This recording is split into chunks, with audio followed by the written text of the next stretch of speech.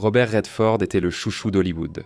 Le rebelle aux yeux bleus, ayant refusé la facilité et fui la célébrité plusieurs fois, a pourtant bâti un empire transformant le cinéma. Derrière sa célébrité, il cachait son chagrin, plaisantait avec Paul Newman autour de Porsche détruites et gardait des secrets ignorés des tabloïds. Voici un quiz pour vous. Quel rôle emblématique Redford a-t-il failli saboter volontairement avant que cela ne devienne son tremplin ? Donnez vos réponses dans les commentaires. La réponse sera révélée plus tard dans la vidéo. Restez avec nous pour découvrir les histoires de la retraite en montagne qu'il a construite de ses propres mains et du festival qui a donné naissance au cinéma indépendant tel que nous le connaissons.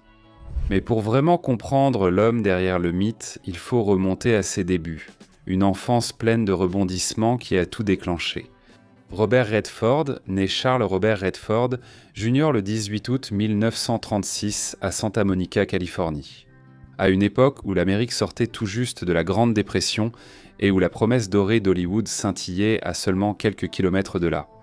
Pour le garçon aux taches de rousseur et cheveux roux indisciplinés, l'enfance dans les quartiers ouvriers de Los Angeles n'avait rien de glamour. Il attirait l'attention, souvent puni ou harcelé pour son apparence et son énergie, prié de se calmer. Mais il y avait aussi des joies.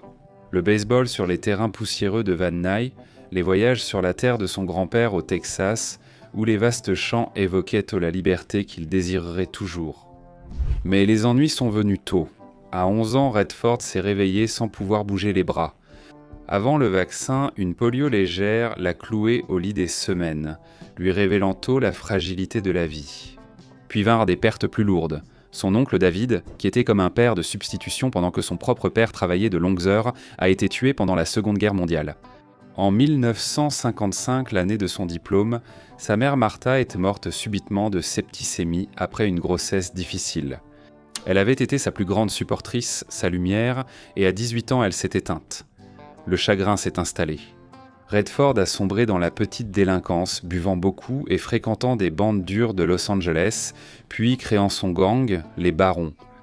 Il relevait des défis sur les toits qui ont failli lui coûter la vie, et a finalement été expulsé de l'université du Colorado à cause de l'alcool. C'était un gamin perdu en quête de sens, essayant de masquer la douleur de l'absence par de l'imprudence. Pourtant, ses instincts agités allaient bientôt le projeter sur une scène inattendue, où talent, timing et rébellion allaient bouleverser sa vie. Au début des années 1960, le garçon aux taches de rousseur qui relevait des défis en sautant des toits s'était retrouvé sur scène. Le premier véritable succès de Robert Redford est venu avec Pieds nus dans le parc de Neil Simon en 1963, même s'il a failli tout gâcher au début. Rongé par le doute, il oubliait exprès la moitié de ses répliques pendant les répétitions, espérant être renvoyé. Mais Mike Nichols a préféré canaliser sa rébellion dans son jeu plutôt que de le laisser partir. Broadway a brillé et le délinquant anxieux est devenu une idole des matinées. Hollywood a vite réagi à la victoire de Redford aux Golden Globes pour Inside Daisy Clover en 1965, son duo avec Natalie Wood marquant son arrivée. Mais c'est Butch Cassidy et le Kid en 1969 qui l'a fait star mondiale. Paul Newman, son complice à l'écran comme dans la vie, est devenu un allié pour la vie. Les deux hommes se faisaient sans cesse des farces, s'offrant même des Porsche détruites. La célébrité s'est vite arrivée, mais Redford était mal à l'aise. Le garçon, autrefois harcelé pour sa différence, se déguisait en public et se faisait passer pour un étudiant d'échange de Bogota pour éviter d'être reconnu. Pourtant, il a refusé de jouer le jeu d'Hollywood. Il a décliné le rôle dans Le Lauréat, déclarant qu'il ne pouvait pas jouer de façon convaincante un perdant avec les femmes, et il recherchait des rôles avec du cran plutôt que du glamour. Son instinct a payé.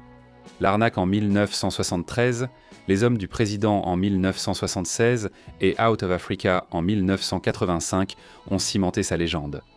Le vrai tournant a eu lieu en 1980 quand il a réalisé Des gens comme les autres.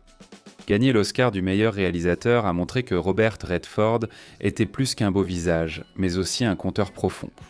Pourtant, alors que sa carrière prenait son envol, sa boussole personnelle l'attirait ailleurs, vers la terre, la famille et un mode de vie construit sur des bases bien différentes de celles qu'Hollywood imaginait. Malgré sa célébrité, Robert Redford n'a jamais été attiré par les paillettes d'Hollywood. Il a choisi un mode de vie solitaire, ancré dans la terre et défiant calmement les normes environnantes.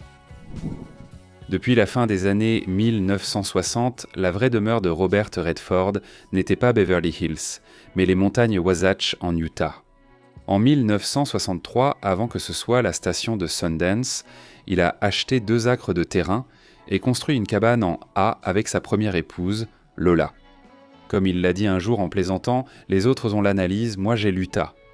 Au fil du temps, il a étendu ses propriétés à des milliers d'acres, soigneusement préservés plutôt qu'exploités. Quand les investisseurs voulaient soit des condos de ski et des restaurants près des remontées, Redford a préféré construire autour des arbres au lieu de les couper. Cette obstination est devenue centrale dans sa vie, préserver avant de rechercher le profit, avant tout développement ou contradiction. Malgré sa passion pour l'environnement, Redford aimait aussi la vitesse. Avec des voitures de sport rares, dont une Porsche 904 GTS de 1964, il montrait une malicieuse contradiction. Le défenseur de l'environnement, fasciné par les machines, a mêlé sa passion des voitures à l'humour de Newman. Leur farce avec la Porsche portait la marque de leur complicité, de leur style et de leurs habitudes quotidiennes. Contrairement à d'autres stars, Redford n'aimait pas les tapis rouges ni les smokings. Il préférait jeans, bottes et vestes délavées. L'uniforme d'un homme qui préférait couper du bois ou monter à cheval plutôt que parler en public, les attachés de presse peinaient à le convaincre de faire des interviews. Il préférait passer ses matinées à peindre dans son atelier, ses après-midi à pêcher à la mouche et ses soirées un verre de vin à la main. Il a plaisanté un jour. La nourriture saine c'est peut-être bonne pour la conscience, mais les Oreos ont un bien meilleur goût. Une phrase qui résumait bien son attitude simple et pragmatique envers le plaisir, la philanthropie et l'entrepreneuriat. Son mode de vie ne se limitait pas à l'évasion. Redford a investi sa fortune et sa notoriété dans des projets mêlant affaires et philanthropie. Lancé en 1989, le catalogue Sundance offrait des vêtements et objets artisanaux reflétant l'esprit rustique de sa retraite dans l'Utah. La plupart des clients ignoraient que leurs achats finançaient le Sundance Institute et le cinéma indépendant. Il a aussi investi des millions dans des projets comme Sundance Cinemas, voué à l'échec mais reflétant sa volonté de risquer pour ses idéaux. Même son ancien restaurant à Park City, Zoom, illustrait sa conviction que Sundance était plus qu'un lieu, un mode de vie, une communauté, une philosophie. Bizarreries et révélations comiques. Malgré son image publique sérieuse, Redford aimait l'humour en privé. Sur presque tous les plateaux, il compilait des bêtisiers, des ratés, des répliques oubliées, des chevaux têtus et les projetait pour les acteurs et l'équipe lors des fêtes de fin de tournage. Cette tradition, transmise par son ami Sydney Pollock, détendait l'atmosphère et rappelait que même les icônes savent rire d'elles-mêmes. Activisme et intégrité. Comme mentionné précédemment, son activisme était concret, pas symbolique. Il participait aux plantations d'arbres, diffusait des messages après des marées noires et défendait activement l'environnement. Contrairement à beaucoup de célébrités, il vivait ses valeurs au quotidien, du tas de compost à Sundance aux servitudes de conservation qui protégeaient cette terre. En vendant la station en 2020, il a assuré la préservation permanente de ses prairies les plus sauvages. Un dernier geste responsable illustrant son refus de voir la nature comme une marchandise. Transformation et identité réunies. Le mode de vie de Redford reflétait ses contradictions. Il aimait les belles voitures, mais se méfiait de l'excès. Discret, il a fondé un festival qui a transformé la culture cinématographique. Il voulait une vie privée, mais ne pouvait s'empêcher d'influencer le débat public par l'art et l'activisme. Sa vie quotidienne visait davantage à trouver des espaces où respirer qu'au glamour, tandis que Redford construisait son identité dans la nature et l'art. La véritable mesure de sa vie se trouvait dans les liens qu'il a tissés et les tragédies qu'il a endurées. Des relations qui ont façonné, mis à l'épreuve et défini l'homme derrière le mythe. Pour Robert Redford, les relations étaient à la fois une ancre et une tempête, façonnant sa vie autant que ses films. Son premier mariage avec l'historienne Lola Van Wagenen en 1958 est né d'un amour de jeunesse et d'un besoin de stabilité. Après une adolescence chaotique ensemble, ils ont élevé 4 enfants, mais ont perdu tragiquement leur jeune fils, Scott. Redford a ensuite reconnu que la douleur de cette perte ne disparaît jamais totalement. Leur relation a duré presque 30 ans avant de se finir discrètement dans les années 1980 dans le respect mutuel. la vie de famille a apporté d'autres épreuves. Les ennuis de santé de son fils Jamie, greffé du foie 2 fois, ont forcé Redford à jongler entre Hollywood et l'hôpital. Sa fille Shona a vécu le chagrin après l'assassinat de son fiancé, puis a survécu après avoir été sauvée d'une rivière glacée suite à un grave accident. À travers tout cela, Redford a farouchement protégé la vie privée de sa famille, même si ses gestes, comme honorer le sauveteur de Shona lors de la première de The Natural, révélaient sa gratitude et sa tendresse discrète. Ses amitiés, notamment avec Paul Newman, ont marqué son art. Rire, espièglerie et immortalité cinématographique avec Sydney Pollack. Il a créé une fraternité créative à l'origine de ses meilleures performances. Natalie Wood fut à la fois confidente et mentor, le guidant lors de ses débuts dans la célébrité. Plus tard, son mariage avec Sybil Saggar lui a offert un renouveau avec une compagne partageant son amour de l'art, la nature et l'activisme. Les relations de Redford reposaient sur la loyauté, la confiance et le besoin de refuge, rarement sur la célébrité. Pourtant, malgré ces liens, la fortune de Redford et les risques qu'il prenait témoignaient d'autre chose. Une histoire où l'argent était à la fois outil et pari pour ses idéaux. À son décès en septembre 2025, la valeur nette de Robert Redford était estimée à 200 millions de dollars accumulés grâce à ses rôles d'acteur et à des décennies d'entreprises audacieuses. Dans les années 1970, il a gagné environ 500 000 dollars pour L'Arnaque, montant qui est passé à 11 millions de dollars pour La Dernière Forteresse en 2001. En plus de la comédie, il a cofondé Wildwood Enterprises pour produire des films et le Sundance Catalogue, réinvestissant les ventes de produits lifestyle dans le cinéma indépendant. Mais tous les paris n'ont pas réussi. Dans les années 1990, son projet Sundance Cinemas a échoué, lui coûtant des millions. Contrairement à d'autres célébrités, Redford a surtout investi sa fortune dans la préservation des terres de l'Utah et le soutien aux nouveaux artistes, plutôt que pour son propre plaisir. Pourtant, l'argent n'était qu'une seule mesure de sa vie. L'endroit où il choisissait de vivre et ce que ces lieux révélaient en de lui avaient une signification bien plus profonde. Robert Redford voyait les maisons non comme des symboles de statut, mais comme des sanctuaires en immobilier. En 1963, il a acheté 2 acres accidentés dans les montagnes Wasatch de l'Utah et, avec sa première épouse, Lola, il a construit à la main une modeste cabane en forme de A. Ce point d'ancrage est devenu le vaste domaine de montagne Sundance, s'étendant sur des milliers d'acres, dont une grande partie a été délibérément préservée plutôt que développée. Les investisseurs voulaient des appartements de ski et des restaurants tape à l'œil. Redford a tenu à préserver le paysage, demandant même qu'un restaurant soit construit autour d'un arbre plutôt que de l'abattre. En 2020, après plus d'un demi-siècle, il a vendu la station, s'assurant d'abord que 120 hectares soient protégés en réserve naturelle.